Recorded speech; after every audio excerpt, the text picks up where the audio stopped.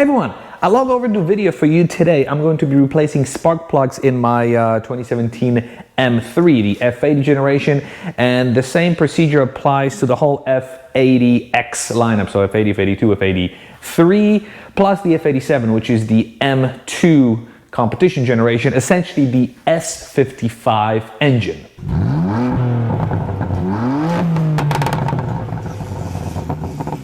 And even though my spark plugs are only 5,000 miles old, because of the fact that I'm running boot mod tune plus these two intakes, from time to time, every couple of months, I do get a check engine light, and the manufacturer of the tune recommends upgrading the plugs. And these are the plugs that we're going with. NGK gapped at 0.00022, so 22 gap. They've been pre-gapped for me by Brian from Keys Motorsports. I got these from him. I'm gonna link him down in the description for you. And these are some of the tools that I'm going to be using to do this job. We're going to start with these gloves, fantastic gloves. I use them all the time. We're going to use this spark plug tool. This happens to be made by Keys Motorsports. And what's cool about it is you've got this swivel and it's got a thin wall, because I'm going to show you, to get this job done, you need a thin walled spark plug socket. And you're going to need some regular common hand tools, which I'm going to walk you through when I do this thing. And of course, your beverage of choice, in my case this seltzer water. Before we get started, it's always a good idea to disconnect the battery when you do such a thing. A 10mm socket, and you get to unplug it. To get to the spark plugs, we've got a lot of stuff to remove. We have to remove these plastics in the back. We've got to remove this carbon fiber brace. We've got to remove the aluminum brace. We've got to remove this plastic trim in the back. We've got to remove this cover. We've got to remove the intake pipe. We've got to remove the charge pipes. We've got to remove another cover that's under those charge pipes, and then and only then you'll be able to get to these spark plugs. If your car is stock, you will have these rubber boots. In my case, I have them removed because the car looks ugly with them. But yeah, removing these rubber boots is pretty straightforward. Now we're going to use a 13mm to undo these bolts holding this strut brace. Do yourself a favor, get yourself this tool. So awesome. This took me 10 seconds, and I didn't even speed it up. Seriously, 10 seconds, well, 20 seconds to undo this whole brace. Amazing. And then as you follow this brace here, you will see this bolt here that needs to be undone, that's holding the coolant reservoir. And now we're ready to remove this amazing brace, and we're going to put it in a safe place. Next, if you have adaptive shocks, you will remove this boot and unclip this sensor here, and then also unclip, I'll pull it out from this guy. We're going to do the same thing on this side. Next, you'll grab your screwdriver, and you see these two circles up here. You're going to pop these pops here, which will reveal two bolts. Now pay attention, the same brace is held by three different types of bolts. You've got a 16 here, you've got your 13 here on the strut tower, and you also have your E10 here, here, and here. Oh, and I lied. This one is actually an E12. I lost my E12 socket, so I'm gonna cheat. I'm gonna use this 11mm wrench, which is the equivalent of an E12. So check this out. This is the E12, and this is my 11mm wrench. Check this out. It fits perfectly. So this is a little cheat in case you don't have any E-sockets. All right, now we can simply slide this brace out. You've got this little flap here.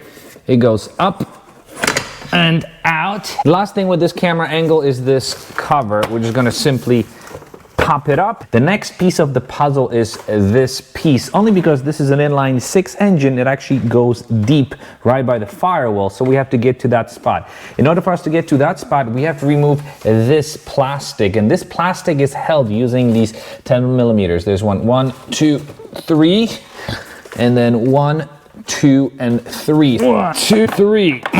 With these bolts removed, you got this little wire here that's messed with it. We're just gonna take it out, and now we can simply remove this piece of plastic. We have to remove these charge pipes. Before we get to these charge pipes, we have to remove this inlet pipe. If your car has stock intakes, this will be your next step. In my case, I have to have aftermarket intakes. So I have to remove this beautiful carbon fiber cover. This will allow me to get to the intake pipe and remove it that way. It would be so much easier to work on a Tesla. What do you guys think? This will actually allow me to see the state of my intakes. They've never been opened, so check this out.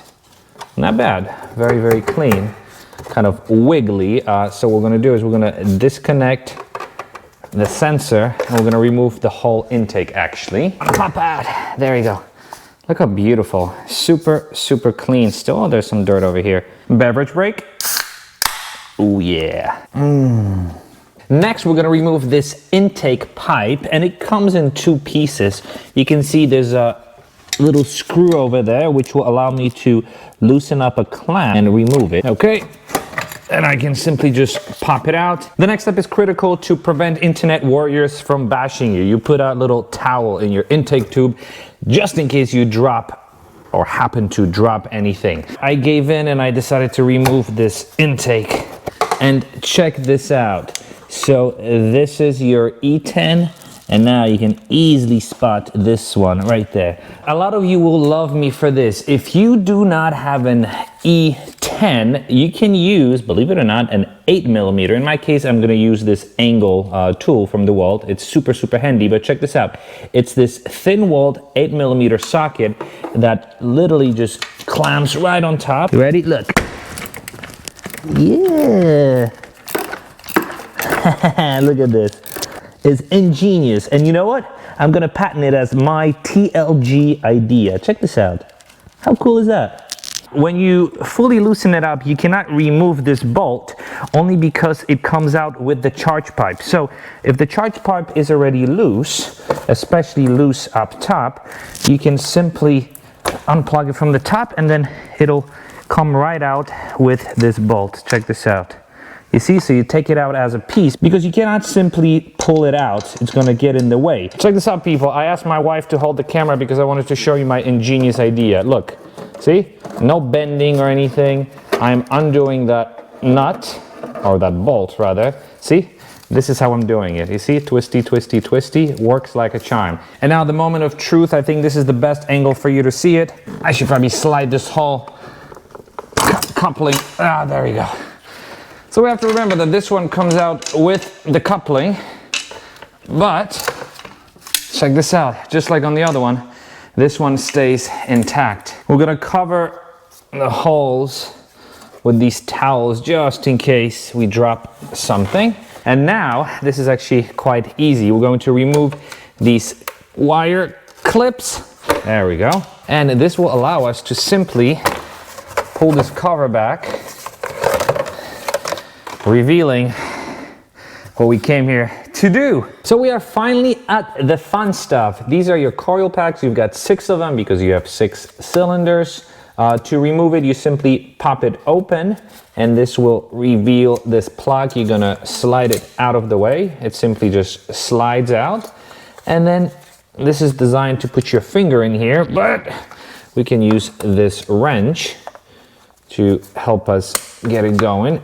Ah, come on. And it slides out very, very smoothly, I've got to say. Ooh. Normally I would vacuum this area, but it's fairly clean. And inside you can see the old spark plug. So what we're gonna do is we're gonna put this coil pack here and remove the old spark plug. And to do so, as I mentioned, I'm gonna use this thin wall spark plug tool made by Keys Motorsports. Where's the branding? Right there. This is the old logo because I am the OG user. So we're gonna stick it inside, make sure it sits well, loosen it up. The thread is very, very long, so you're gonna have to do some twisting for a while. There we go. And here we go. This is the old spark plug that's 5,000 miles old. And this is the new spark plug. So check this out. And now we're gonna grab the new one. Like I said, it's already pre-gapped for me. Get it in there. And you simply slide it in. Slide in, be gentle. You don't wanna damage the gap. And then what I usually do is, I usually twist it left. I want the threads to skip so I don't cross thread. And then tighten it by hand. And then I'm gonna take my trusted torque wrench and torque it to only 18 foot-pounds. So 18 and no more than that. Now that we're done, we're going to put the coil pack back in. It only slides in one way because you see this little triangle here, it fits into this little triangle that's in there. As we slide it in, we can put this plug in. It's going to be easier for us. And now we can simply just push it in. And check this out. You slide it in and you close it. And this one is done. And essentially, we're going to repeat the same process for the remaining 5. You want me to show you one more on camera? Maybe one more? Okay, one more. Pop it open. When you pop it even more, it releases this plug. You set it aside. Ah, there we go. Perfect. So you use your finger, slide it out of the way. You use your special wrench. Take it out, inspect it, pretend you know what you're looking at. Grab the new one, put it on this awesome socket and slide it in place. You slide it left first, twist it, and then start tightening it. And torque it to 18 foot-pounds. Then take your coil pack. You see this little triangle? It sits on here, triangle to triangle. Push this guy back in and close it. As you close it, this thing is going to pull this plug in. Bam. And this one and this one are done. And we are done. You have to believe me that I finished all of them. I have to say that one of the reasons potentially why I was having a check engine light from time to time was because this one was completely loose. That's what you get when you trust the actual dealer. I had them replaced as part of my 30K service. So I trusted the dealer with replacing the spark plugs. It was a free upgrade or a free maintenance, so I had them do it. But that's what you get. So that's why I try to do most of the maintenance myself, because you simply cannot trust anyone, unless it's Keys Motorsports, of course. We're gonna start putting things back together now from this angle in case you wanna switch things up.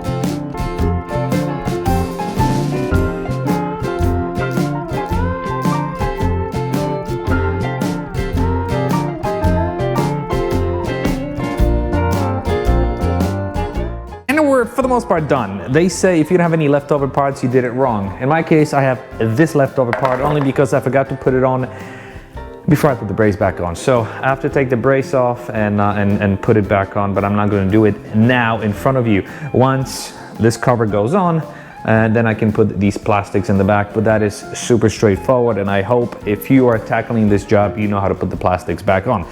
Anyways, if you have any questions or comments, leave them down below. This goes to show you how easy it is to do this job. It took me with filming maybe an hour and a half. So if you are tackling it without filming, but using some of the tricks that I showed you, it should take you maybe an hour and a half. So yeah, thanks again for watching. Maybe consider giving me a thumbs up, because it was a fun but tiring video, and I'll be seeing you in the next video. Bye bye. It's the next day, let's see if it starts. I didn't start it last night because the whole family was sleeping, so check it out.